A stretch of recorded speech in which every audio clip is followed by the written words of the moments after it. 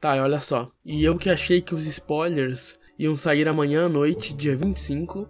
Então pensei, vou tomar o remédio pra dormir, né? Tomei dodói, tomei doente. E antes de dormir eu descubro que fui um bocó e que os spoilers iam sair dia 24 à noite. Com ódio da minha burrice, eu dormi e acordei descobrindo que foi o capítulo mais foda de todos, tá ligado? Ok, não é pra tanto, mas sério, o tanto de coisa nesse capítulo é ridículo. Tem muita coisa foda e adivinha só, nenhuma das coisas da hora envolvem o Okita ou o Susano, cara. Ai, essa luta tem muito que crescer ainda, meu Deus. Tem zero hype pra ela, cara. Tomara que a partir dos próximos capítulos ela entre nos trilhos e venha coisa boa aí, né, cara? Tá precisando, pelo amor de Deus. O Memura conseguiu não hypar uma luta entre dois espadachins, que um deles é o Susano, tá ligado? Mas enfim, eu acho que tudo isso seria diferente se tivesse colocado outro oponente pro Susano. Alguém que, sei lá, realmente fosse importante na história japonesa ou que fez alguma diferença de fato. Mas não, o Okita é o cara, né? O Okita é o brabo, policial. Enfim, vamos falar do capítulo. Vamos ler aqui os spoilers. E eu tenho muito o que falar pra vocês, cara. Tem muita coisa. E eu quero agradecer a Anne, que traduziu esses spoilers pra nós. Ela entrou lá na página do Gorilife, pegou tudo em japonês, traduziu as partes importantes, os pontos importantes, e mandou tudo pra mim aqui, e eu vou ler pra vocês, enquanto comento. Obrigado, Anne. Enquanto o combate de Okita e Susano continua, o mangá retorna à luta dos três deuses, Odin, Bel e Buda. Ambos confrontam Odin sobre as suas suspeitas. Buda suspeita de Sigurd e Bel suspeita de Arki. Pra quem não lembra, o Buda acha que o Sigurd tem mais envolvimento no Ragnarok. Ele acha que o Sigurd tem alguma coisa a ver com o Odin e tem alguma coisa por trás de tudo isso. E o Bel acredita que o Odin tá pesquisando ou procurando Arki, uma deusa primordial. E a seguir começa uma introdução dos deuses primordiais, lore. Da hora. A Anne especificou aqui que não sabe exatamente quem que narra aqui, se é o Bel, o Odin ou o próprio narrador. No começo, os deuses nasceram do caos. É dito que o deus primordial, ou deuses, não é explicado se é um grupo ou vários. Pessoalmente, acredito que sejam vários, considerando essa imagem aqui, porque parece que tem vários aqui, e que ele ou eles são a origem do universo e o começo de todas as coisas. Porém, aparentemente, tais deuses eram tão poderosos que se autodestruíram, sobrando somente o começo do caos. Os corvos de Odin, ouvindo tudo isso, riem bastante, o que provavelmente indica que é Beelzebub quem narrou isso. O Beelzebub falou pra todo mundo ali e os corvos de Odin tiraram sarro dele. Eles riem bastante dizendo que tal ideia é ridícula, o Odin jamais tentaria reviver tais criaturas. Não só isso, eles continuam zombando da suspeita do Bel e dizem que os deuses primordiais são apenas lendas, não existe nada concreto sobre eles, o que é bem interessante, né? Os deuses da mitologia, tá ligado? Possuem mitos e lendas próprios. Achei engraçado os corvos falarem isso. Os próprios deuses possuem mitologias e coisas que eles não sabem se é verdade ou não, tá ligado? Em relação a lendas e mitos. É bem engraçado, se tu for parar pra pensar.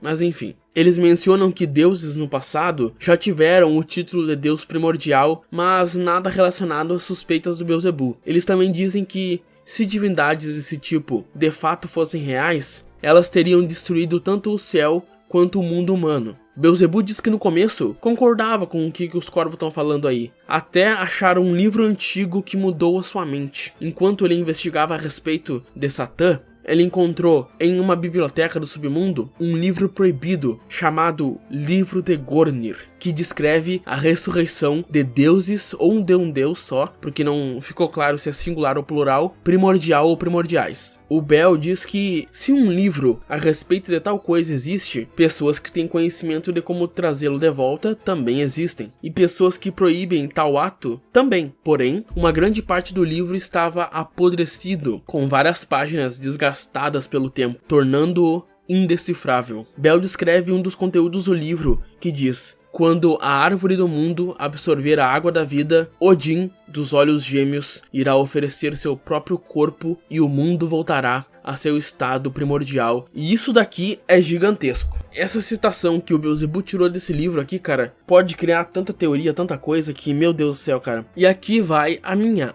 A árvore do mundo é a Yggdrasil, e a água da vida é a água da fonte do Mimir, do qual Odin sacrificou um olho para poder beber e conseguir conhecimento. Na mitologia nórdica, é a única coisa que esses dois nomes, árvore do mundo e água da vida, poderiam ter conexão, o poço do Mimir e a Yggdrasil. Talvez em Shumatsu existe um ritual, alguma coisa que o Odin possa fazer para trazer os primordiais de volta ou trazer o mundo como era antes. O mundo em seu estado primordial, ia ser bem interessante se explorassem mais isso. Mas eu acho que é isso, cara. O Poço do Mimir e a Yggdrasil. Posso estar errado, mas eu acho que se for da mitologia nórdica é isso. Mas voltando para os spoilers, o Bel conclui que o Odin planeja reviver os deuses primordiais e pergunta se os olhos são uma resposta para seu aclamado desejo. Eu não entendi essa parte dos olhos, os olhos gêmeos. O Odin não tem 2 olhos, ele tem só um, a não ser que aquele tapa-olho ali tá escondendo nada e é realmente um olho embaixo dele. Talvez o Odin teria que sacrificar o seu outro olho para conseguir trazer a deusa primordial de volta, ou os deuses primordiais. Talvez seja isso, ele já sacrificou um para conseguir conhecimento, pelo menos na mitologia nórdica, não sei se é o mesmo aqui em Shumatsu.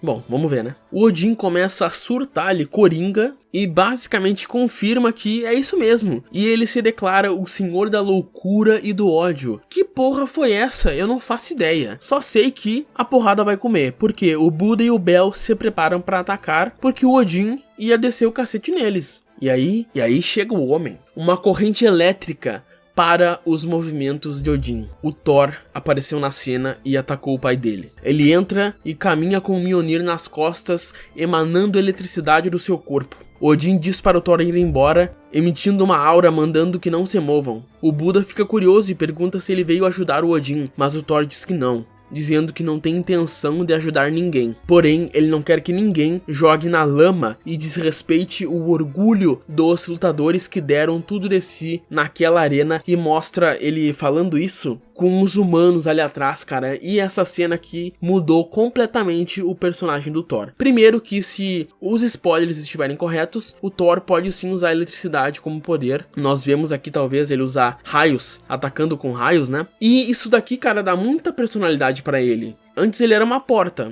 ele gostava de lutar e é isso, e agora nós vemos que ele é um cara honrado, e que ele não quer que sangue seja derramado fora da arena. Se for pra lutar, tem que lutar na arena, porque senão seria um desrespeito àqueles que morreram lá lutando. Mas enfim, muito legal, cara, quero ver mais disso no capítulo quando sair, vamos ver o que vai ser, né? Quais palavras serão ditas exatamente. Com isso, a tensão entre os três parece se acalmar, mas o Thor continua falando do mesmo jeito. Ele diz que até o Ragnarok acabar, vida e morte tem que ser decidido dentro da arena por respeito aos inimigos caídos, cara. Muito foda. Ele é um guerreiro, cara. Muito foda. O Buda disse que não sabia que o Thor era tão esquentado, mas em respeito ao espírito dele, ele baixa os seus punhos. E não me entra na cabeça o fato do Buda querer lutar de mão nua contra o Odin e a Gungnir. Eu não entendo o que ele achou que ele ia conseguir trocando soco, tá ligado? Com o Odin. Tudo bem que o Bel tá ali com ele, mas antes mesmo do Bel chegar, ele já queria sair no soco, tá ligado? O Buda, ele é muito inconsequente. Mas enfim, o Thor pergunta pro Odin se está satisfeito com isso, e o Odin olha pro Thor com uma cara de desprezo, mas diz que não fará nada até o Ragnarok acabar, e aí ele desfaz a sua lança.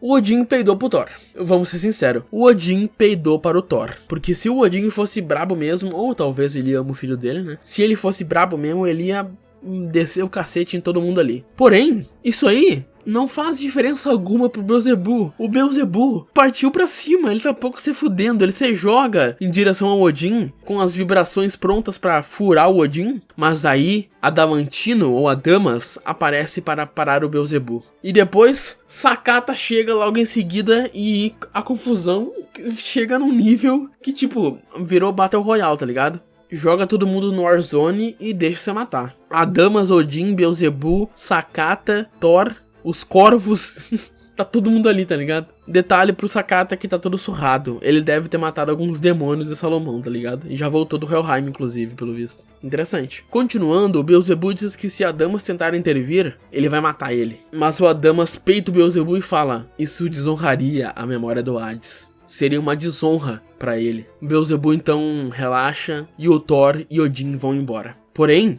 Odin mesmo assim volta a sua intenção assassina para Sakata, mas o Sakata apenas o encara e pergunta se o Odin tá com medo dele. Claro que o Odin tá puto com o Sakata porque ele foi no Helheim e tentou falar com o Sigurd, e tem alguma coisa aí entre o Sigurd e o Odin que o Odin não quer que ninguém mexa, tá ligado? Não quer que ninguém descubra. Então o Sakata pergunta pro Buda se o velhote tava mesmo encarando ele, tá ligado? Se ele tava mesmo querendo lutar. O Buda dá risada e diz que o Odin provavelmente não gosta dele, pois ele contou pra Odin sobre o fato que ele mandou você, né, o Sakata pro Tártaro. O Buda pergunta pro Sakata como foi a missão, mas ele diz que foi uma droga. O Tártaro é diabolicamente difícil de se penetrar. Ele não conseguiu entrar em contato com Sigurd. O Buda sorri e diz que isso só aumenta ainda mais a sua vontade de conhecer o tal Sigurd. O Buda e Sakata então estão prontos para se retirar, mas o Bel pergunta pro Buda se ele o odeia, já que a essa altura ele já deve saber que quem plantou a semente do Rajun no Zero foi o Beelzebub, foi ele. E como sabemos, o Beelzebub quer morrer, então ele pergunta pro Buda: tu não quer lutar comigo? Tu não quer me matar? Vamos lutar pra eu morrer aqui. O Buda então se vira pro Beelzebub com um olhar frio e com uma intenção assassina, mas o Buda não faz nada, ele apenas dá um soquinho na cabeça do Beelzebub. O Buda diz que não é possível evitar que o ódio se manifeste em seu coração, mas ele diz que se deixar levar pelo ódio, ele quebraria a promessa que fez com o Zero, de caminhar o caminho da luz. E que por causa disso, ele não tem ódio do Beelzebub. Cara, o Buda é muito foda, mano. O Buda é outro nível, tá ligado? O Buda é muito bom, cara. Olha o nível desse cara, olha o nível de despertar desse cara. A iluminação dele, cara, muito lindo. O Beelzebub dá as costas, fazer o que, né? E diz que o Buda é um cara complicado e com um sorriso macabro, diz que se o Buda quiser um dia, que ele venha tentar matá-lo. Talvez um dia o Buda e o Beelzebub se enfrentem, mas não por ódio. E nisso, voltamos à parte ruim do capítulo, a luta. Voltamos pra luta depois disso, e a luta de ambos parece ser tão rápida que o Heimdall não consegue mais acompanhar os seus movimentos, o que sinceramente não quer dizer nada. A seguir, é comentado que parece que suas maestrias com a lâmina em si é parte dos seus próprios corpos, uma extensão deles. Ares parece tão surpreso que sentia sua alma sair do seu corpo, enquanto Anubis aparece animado e aparentemente arrependido de ter dado a sua vez de lutar para o Susanoo. Ele diz estar animado para sentir o cheiro da morte. Interessante. Parece que esse cachorrinho aí não é tão fofinho quanto eu te achava. Quer dizer, é claro que ele deve ter um lado maligno, um lado sádico, um lado super forte e focado em luta, né? Ele não vai ser fofinho pra sempre. E cheiro de morte, hein? Quem será que também está acostumado com o cheiro da morte? Talvez um veterano de guerra, né? Quem sabe? Enfim, Musashi e Kojiro comentam que a Miriade Divina de Susanoo engloba todos os estilos de luta da espada. Eles dizem que Susanoo tem maestria sobre todos os estilos de espada da humanidade. Kojiro grita para Okita mostrar a ele como vencer um deus. Os dois parecem estar se divertindo, elogiando um ao outro no meio da luta, apesar de que nesse combate, guarda aberta significa morte instantânea. Okita então mostra uma posição nada convencional para enfrentar a habilidade de Susanoo, a Miriade Divina. Musashi diz que é o grau sem forma da Yagyu Shinkage Ryu, mas o Kojiro diz que é parecido sim com o que o Musashi falou, mas diferente, e que provavelmente é algo que o Okita adquiriu naturalmente à beira da morte. Interessante, comentário interessante do Musashi e do Kojiro. Susanoo sente um formigamento de excitação com a pressão penetrante da espada que emana de Okita, mas, porém, rapidamente ele se assusta. Okita é como se não tivesse peso, ele corta a distância com movimentos semelhantes a um de um fantasma e lança ataques certeiros, como se não tivesse nenhum movimento. Não só isso, sua força aumentou também, e o Susanoo não está mais conseguindo repelir os golpes do Okita com tanta facilidade quanto antes. Sasaki diz que tem algo em que Okita supera Susanoo, e é a quantidade de vezes em que o Okita mergulhou entre a vida e a morte. Okita finalmente atinge Susanoo com a espada e o sangue se espalha. A olho nu, as feridas aparentam ser profundas e acaba o capítulo. Cara, isso deu indícios que a habilidade do Okita de espadachim será algum estilo fantasmagórico. Talvez ele adquiriu um estilo leve, como um fantasma, porque ele conhece bem o estado de estar entre a vida e a morte. Ele sofria de uma doença que todo dia, cara, ele podia morrer. Então, acho que eles podem trabalhar nisso e criar um estilo novo de espada pro Okita, um estilo de luta novo, que envolve algo fantasmagórico, algo espectral. Seria muito da hora, mano. Seria bem interessante se eles fizessem isso. Mas, cara, que capítulo foda, tá? Muito da hora, cara. Puta merda. Teve tanta cena bonita, mas eu vou guardar meus comentários e coisas a mais pro vídeo quando sair da análise do capítulo de fato, né? Tá aí os spoilers, tá aí meus comentários sobre os spoilers. Mais uma vez, desculpa por não ter tido live. Acabei errando o dia da live e me fudi. Enfim, se cuidem, até a próxima. Acho que daqui uns 2 dias o capítulo sai em japonês e depois nós traduzimos e editamos, lançando o capítulo em português lá pelo dia 28 ou 29. Valeu, gente, até a próxima.